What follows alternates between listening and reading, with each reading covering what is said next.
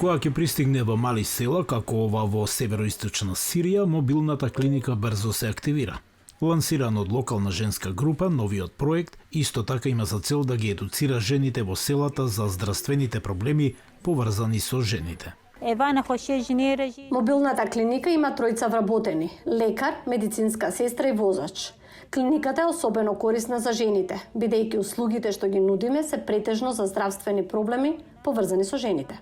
Во земја чија здравствена инфраструктура во голема мера е уништена поради децениски конфликт, мобилната клиника е особено корисна за жителите во селата во Сирија. Ние сме благодарни за оваа клиника. Тие не посетуваат нас и одат и во другите села. Навистина се надеваме дека ќе може да го прошират своето работење, бидејќи сме далеко од градовите и немаме автомобили и медицински центри. Луѓето се сиромашни овде. Понекогаш не можат ни да си ги купат лековите.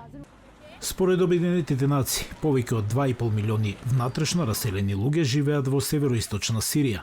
Мобилната клиника кружи околу 2 месеци и веќе има прегледано околу 1000 жени во регионот.